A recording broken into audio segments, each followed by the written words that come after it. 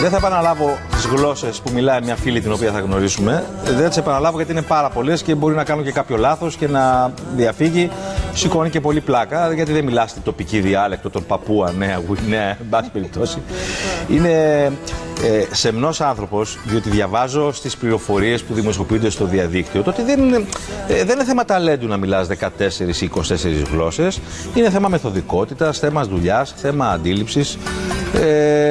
Είναι πάρα πολύ απλός άνθρωπος. Είναι πάρα πολύ απλός άνθρωπος. Κυρίες και κύριοι, θα καλημερίσουμε την Judith Mayer. Γεια σου, Judith, τι κάνεις? Γεια σας. Καλά είμαι, και εσύ? Είμαι πάρα πολύ καλά και ακόμα καλύτερα τώρα που σε γνωρίζω. Είσαι νεότατη και έχεις προλάβει να μιλάς 14 γλώσσες. Πώς πρόλαβες? Γιατί είναι χόμπι μου. Από μικρή έχω μάθει τις γλώσσες για να καταλαβαίνω καλύτερα τον κόσμο και έτσι ήταν. Είναι το χόμπι σου, η δουλειά σου ποια είναι? Η δουλειά μου είναι, δουλεύω ως συντονίστρια για το DM25, το Διεθνικό Αντιμνημονιακό Κίνημα του Βαρουφάκη. Δουλεύεις στο αντιμνημονιακό κίνημα, έτσι. Δουλεύεις στο αντιμνημονιακό κίνημα. Ναι. Μάλιστα. Θέλω να σε ρωτήσω, τις γλώσσες που έχεις μάθει, τις έχεις μάθει με ποιο τρόπο? Διαβάζεις και τη γραμματική, ξέρεις αυτό που λέμε το συντακτικό, ή απλώς ακουστικά μαθαίνεις τις λέξεις και μπορείς να συνεννοείσαι? Πρέπει να μάθω κάποια γραμματική, αλλά δεν μου αρέσει αυτό. Θέλω πάντα να μάθω τις βασικές στοιχείες και μετά να χρησιμοποιώ τη γλώσσα. Μου έκανε εντύπωση, χρειάζεται λίγο γραμματική βέβαια, μπορεί να μην σ' αρέσει το πολυδιάβασμα, αλλά μερικές φορές χρειάζεται γραμματική για να μπορείς να μιλάς πιο σωστά. Δηλαδή, για να μιλήσεις γερμανικά χωρίς να ξέρεις γραμματική, θα κάνεις πολλά λάθη. Εσένα δεν σ' αρέσει να κάνεις λάθη. Οπότε αναγκαστικά διαβάζεις και λίγο γραμματική, έτσι δεν είναι? Ναι, αλλά η γραμματική είναι σαν εργαλείο. Δεν είναι αυτή τη γλώσσα. Είναι ο σκοπός, είναι το εργαλείο.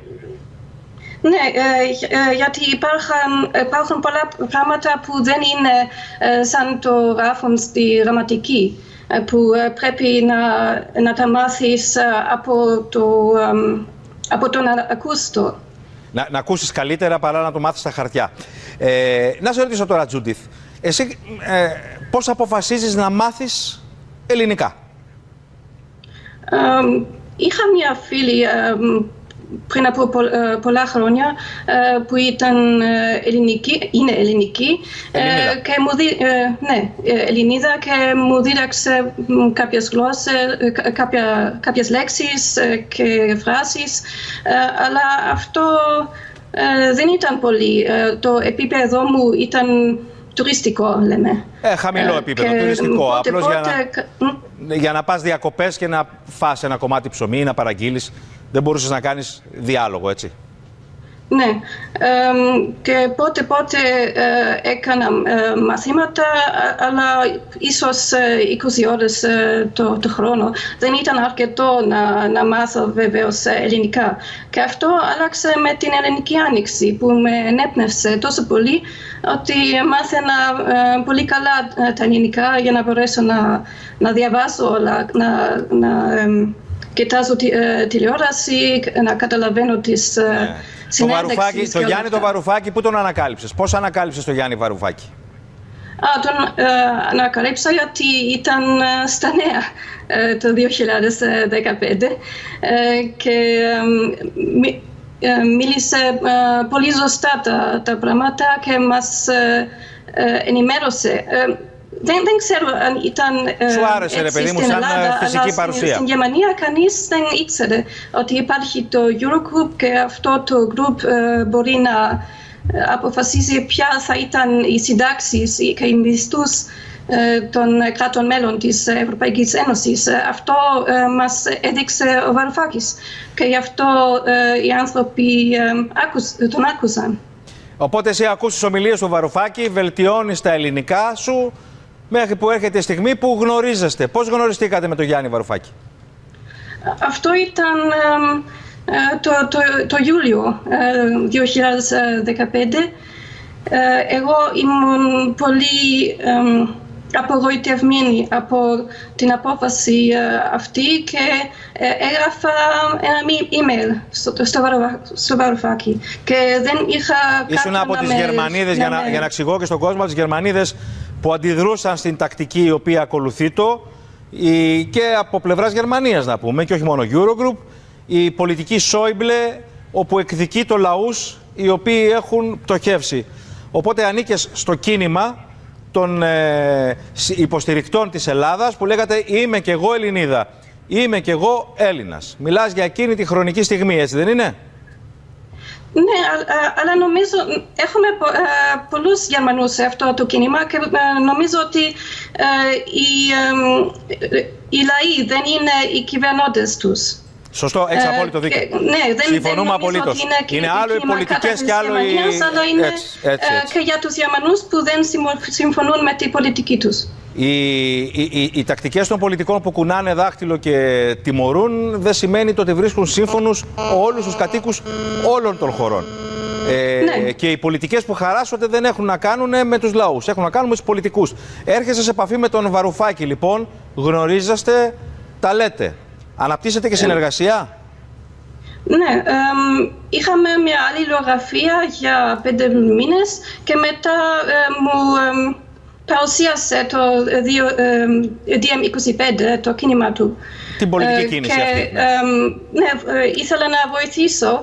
Αυτό ήταν στην αρχή την ίδρυση του κίνημα και του βοήθησα να οργανώνει την ιδρυτική συνδιάσκεψη στο Βερολίνο και όλα αυτά.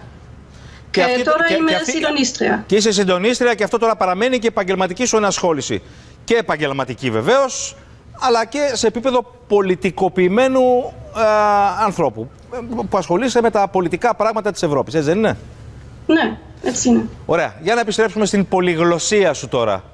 Μου έκανε εντύπωση το ότι σου φαίνεται πολύ απλό αυτό το οποίο κάνεις, μιλάς πάρα πολλές γλώσσες.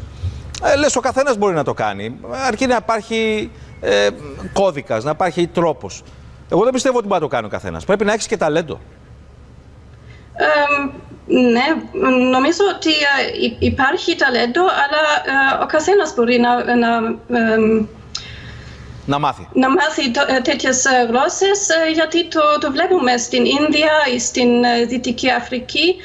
Ο καθένας μιλάει 4-5 γλώσσες. Δηλαδή, ίσως χρειάζεται ταλέντο για να μάθετε 10 ή 20 γλώσσες. Βλέπεις τα κοινά. Αν μιλάς, ας πούμε, ισπανικά, θα επηρεαστείς.